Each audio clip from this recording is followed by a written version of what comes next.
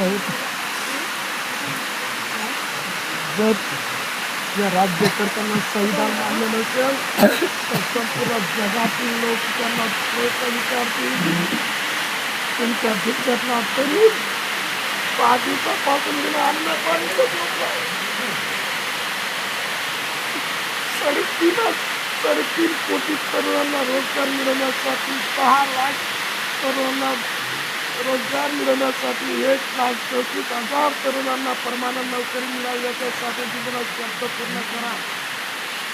अन्यथा या जगाला मी दाखवून देऊ शकतो भारतीय राज्यकर्ता या भारत देशाचे तरुण या भारत देशाच्या लोकांना राज्यकर्त्यांना मानले नाही. अहो साहेब, आज सरकार भाजपचं आहे, उद्या काँग्रेसचं येईल. मला म्हणायचं असं, यांना संविधान जर मान्य असेल तर या लोकांनी मला पाठिंबा द्यावा. अन्यथा आज भाजपच्या पुढे आपण विनंती करतोय, उद्या काँग्रेसच्या पुढे आपल्याला विनंती करावी लागेल. हे दोघं लोक एक समान, एका नाण्याच्या 2 बाजू आहेत.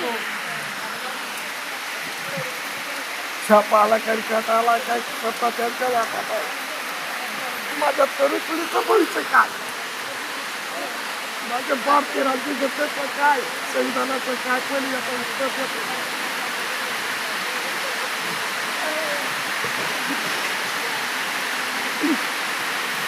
मी अशा लोकांकडे भीक मागणार नाही ज्या लोकांना संविधान मान्य नाही. मी अशा लोकांकडे भीक मागतो त्यांना संविधान मान्य आहे आणि जगाला यांना उत्तर द्यायचं आहे. जगाला उत्तर द्यावं आम्ही कायद्याने मागतोय ना. 12वी आणि पदवीधर तरुणांना पोस्टाद्वारे शिक्षण देऊन यांनी वसतिशाळेमध्ये होते तर त्यांना झेडपीत रूपांतर केलं पाहिजे. मी स्वतः येतात 3रीचा वर्ग सांभाळला आहे जिल्हा परिषद शाळेत. 1947च्या कायद्यामध्ये कामगार कायदा मला लागू होता साहेब. मी 334 दिवस काम रेग्युलर केलंय. त्यातलाच माझं नाव आहे आणि त्यातला कसा म्हणतो मी 3रीचा वर्ग सांभाळला आहे साहेब. मुख्याध्यापकांचं नाव आणि माझं नाव एका त्यातलाच आहे. मुख्याध्यापकांचा वर्ग मी सांभाळला साहेब. माझ्याकडे व्हिडिओ सुद्धा आहेत आणि मुख्याध्यापकांचा शिक्षकांच्या आदला जोडून वर्ग सांभाळला. साहेब 10,000 रुपये मानधन मला यांनी स्टेट बँकेमध्ये टाकलं आहे साहेब. मी काम केलं म्हणून माझे प्रत्येक दिवसाला यांनी सिग्नेचर घेतले आहे, मला पगार दिलेला आहे. अहो साहेब, या लोकांना जर संविधान मान्य असेल तर हेच लोक मला न्याय देतील. यांना संविधान मान्य नसेल तर मी इथं जीव सोडेल पण मी तुम्ही असणार नाही. जिल्ह्यातला पहिला तरुण आहे गावाच्या ग्रामपंचायतीपासून पोलीस पाटीलपासून जिल्हा अधिकाऱ्यांपर्यंत राज्याचे मंत्री लोकांपर्यंत एवढंच काय मी राष्ट्रपतींपर्यंत निवेदन दिलं साहेब.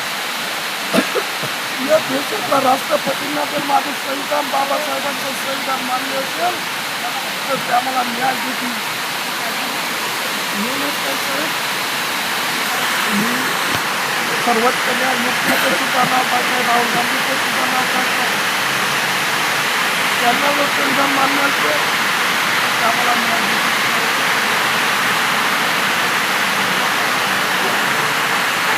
वाजरा देवरूतून संविधानाची लढाई आहे.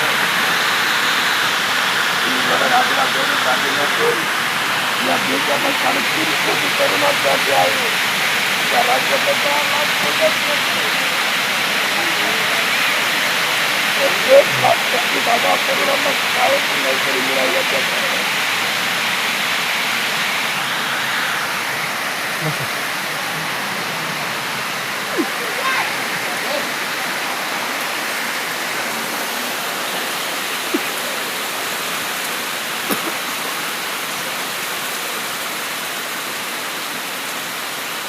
बघा सर, या इथली परिस्थिती मी अभिलाषांची स्वतः बघितली असेलच.